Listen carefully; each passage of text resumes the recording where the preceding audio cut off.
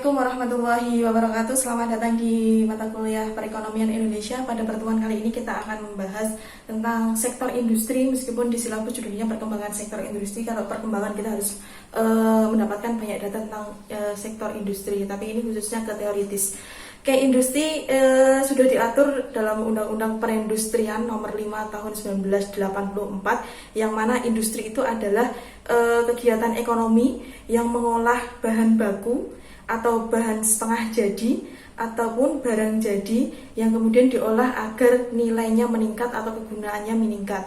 Ya, misalnya kalau bahan baku itu sektor-sektor yang dia mengambil langsung dari bahan yang di alam, bisa sektor pertanian, pertambangan dan sebagainya. Kemudian bahan setengah jadi itu misalnya pabrik tekstil gitu ya, dia meminta benang menjadi kain. Kemudian juga kalau untuk yang bahan jadi ini sudah jadi kain, kemudian agar nilainya meningkat atau kegunaannya bisa meningkat, maka diolah atau dijahit menjadi sebuah pakaian atau baju. Ya, kemudian untuk industri itu banyak sekali klasifikasinya. Yang pertama adalah berdasarkan bahan baku. Industri dibagi menjadi 3. Yang pertama adalah industri ekstraktif. Ini industri yang bahan bakunya mengambil langsung dari alam. Kemudian industri non ekstraktif yang dia mengolah dari bahan setengah jadi menjadi jadi. Kemudian yang ketiga adalah industri fasilitatif atau tersier. Itu industri yang outputnya adalah jasa seperti lembaga perbankan, kemudian sektor pariwisata dan juga transportasi. Kemudian kalau industri berdasarkan tenaga kerja, yang pertama ada industri rumah tangga atau industri mikro. Itu yang dia tenaga kerjanya kurang dari 5 orang atau ada yang menyebut 0 sampai 4 orang. 1 sampai 4 orang. Kemudian yang kedua adalah industri kecil, yaitu tenaga kerjanya 5 sampai 19 orang. Kemudian industri sedang tenaga kerjanya 20 sampai 99 orang. Yang terakhir adalah industri besar, itu tenaga kerjanya kurang dari 100 lebih dari 100 orang. Selanjutnya industri juga diklasifikasikan berdasarkan produksi yang dihasilkan. Yang pertama adalah industri primer. Industri primer itu industri yang menghasilkan bahan-bahan yang dia langsung bisa dimakan atau dikonsumsi, misalnya industri makanan dan industri minuman. Kemudian ada industri sekunder. Industri sekunder itu berarti kebalikannya industri primer, yaitu industri yang menghasilkan bahan yang tidak bisa dikonsumsi langsung atau industri yang dia hasilnya adalah barang setengah jadi yang perlu diproses lebih lagi menjadi barang jadi. Kemudian yang ketiga adalah industri tersier. Tersier di sini adalah industri yang outputnya seperti yang awal tadi adalah outputnya dia jasa seperti lembaga perbankan dan transportasi. Kemudian berdasarkan bahan mentahnya, sektor industri dibagi menjadi 3. Yang pertama adalah industri pertanian, jadi dia nanti bahannya dari sektor pertanian termasuk juga perkebunan, perhutanan dan sebagainya yang masuk ke pertanian. Kemudian yang kedua adalah industri pertambangan yang dia mengambil dari tambang. Kemudian yang ketiga adalah industri jasa. Ya, selanjutnya klasifikasi industri berdasarkan proses produksi. Yang pertama adalah industri hulu. Industri hulu itu dia mengolah dari bahan mentah atau menjadi bahan setengah jadi, bahan baku menjadi bahan setengah jadi. Kemudian industri hilir itu lanjutannya industri hulu, dia mengolah bahan setengah jadi menjadi barang jadi. Selanjutnya industri juga bisa diklasifikasikan berdasarkan barang yang dihasilkan. Yang pertama adalah industri berat yang hasilnya itu adalah mesin, kemudian alat-alat berat yang dia untuk alat produksi. Kemudian yang kedua adalah industri ringan, itu hasil output dari industri ini adalah barang-barang yang langsung dikonsumsi oleh konsumen. Yang terakhir adalah klasifikasi industri berdasarkan subjek pengolahnya. Kalau berdasarkan subjek pengolahnya, industri bisa dibagi menjadi 2, yaitu industri rakyat yang dimiliki dan dikelola oleh rakyat. Kemudian yang kedua adalah industri pemerintah yang dimiliki atau dikelola oleh pemerintah yang biasa disebut dengan BUMN. Yang selanjutnya yang berkaitan dengan industri yaitu konsentrasi dan daya saing industri. Jadi konsentrasi industri itu seberapa besar sih suatu industri dia menguasai pangsa pasar atau market share.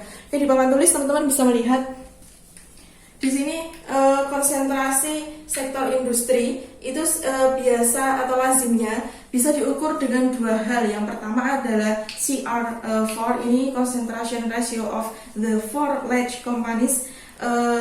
Jadi untuk yang pertama itu konsentrasi suatu industri bisa diukur dari 4 perusahaan besar pada industri itu.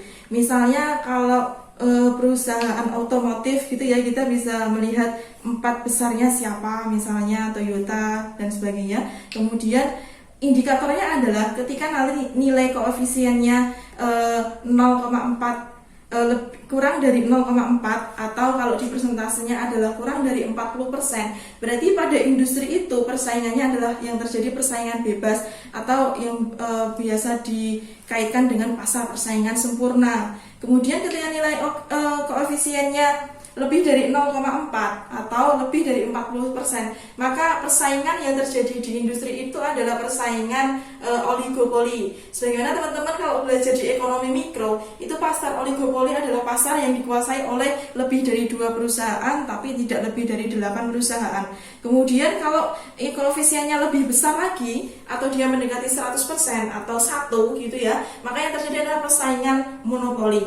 Kalau persaingan monopoli itu biasa terjadi di Indonesia, sumber daya yang dikuasai oleh negara, misalnya listrik itu hanya dikuasai oleh PLN, itu maksudnya ke monopoli. Kemudian yang kedua bisa dihitung dengan Herfindahl-Hirschman Index atau HI. Ini secara matematis seperti ini. S-nya ini adalah market share dari perusahaan 1, kemudian market share dari perusahaan 2, dan seterusnya sampai perusahaan ke N gitu ya, tergantung jumlah perusahaannya. Oke, untuk analisis penilaiannya bisa dilihat ketika nanti indeks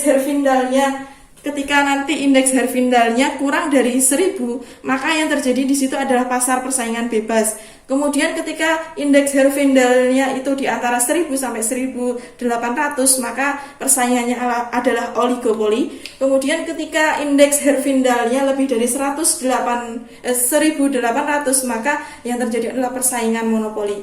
Ini kita ke studi kasus di sini. Di sini contohnya adalah perusahaan kopi, karena sekarang yang lagi booming adalah kopi-kopi ya. Jadi perusahaan kopi di sini ada 8 perusahaan kopi, ada A, B sampai H. Kemudian penjualannya di sini ada 80 juta sampai bawahnya 30. Kemudian market share ini dicari dengan penghitungan seperti ini. Ini saya contohkan untuk kopi perusahaan A, itu adalah 80 karena penjualan dia itu 80. Kemudian dibagi 354, ini dari total penjualan atau sigma penjualannya adalah 354 kali 100% sama dengan 22,6%. Ditaruh sini market share. Begitu juga dengan penjualan perusahaan B sampai H, dihitung market share-nya masing-masing. Setelah itu kita pangkatkan. Market share pangkat 2 ini 22,6% dipangkatkan jadinya 510,76, sampai terakhir kita hitung totalnya sigma S kuadratnya adalah 1444,38. Sebagaimana teman-teman tahu, tadi kan sudah dijelaskan analisis penilaiannya. Kalau 1444 ini masuknya adalah ke sini. Maka pada sektor industri kopi itu yang terjadi adalah persaingan oligopoli. Jadi bisa dilihat ya, pada kopi itu siapa yang menjadi market leadernya. Beberapa merek kopi yang terkenal, tapi itu lebih dari 2. Oke, baik, kita lanjutkan. Terakhir adalah tentang kenapa sih kita membahas sektor industri, dan itu berkaitan dengan pertumbuhan ekonomi, karena kita ngomonginnya perekonomian Indonesia. Yang pertama adalah industri itu sebagai leading sektor atau dia sektor pemimpin gitu ya. Ketika industrinya itu berjalan, maka dia bisa memacu dan menggerakkan sektor-sektor lainnya.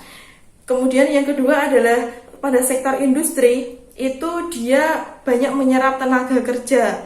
Kalau penyerapan tenaga kerja itu banyak, maka pendapatan per kapita itu juga akan meningkat dan juga bisa untuk meningkatkan daya beli masyarakat. Kalau daya beli masyarakatnya meningkat, maka itu bisa berpengaruh pada C, consumption-nya pada rumus PDB. Kemudian yang ketiga adalah industri itu berkontribusi besar terhadap PDB, dan teman-teman bisa cek di BPS, dan juga saya pernah menunjukkan di kelas waktu awal-awal pertemuan bagaimana kontribusi PDB yang terbesar adalah industri berhubungan dengan konsumsi. Dan juga kalau industri itu bisa berjalan bergulir dengan bagus gitu ya, selain penyerapan tenaga kerja, Kemudian dia juga bisa meningkatkan ekspornya, karena kita tahu rumus PDB itu yang terakhir adalah ekspor dikurangi impor. Kalau ekspornya besar maka PDB-nya juga akan meningkat. Maka peran kontribusi sektor industri terhadap PDB dan pertumbuhan ekonomi itu sangat krusial.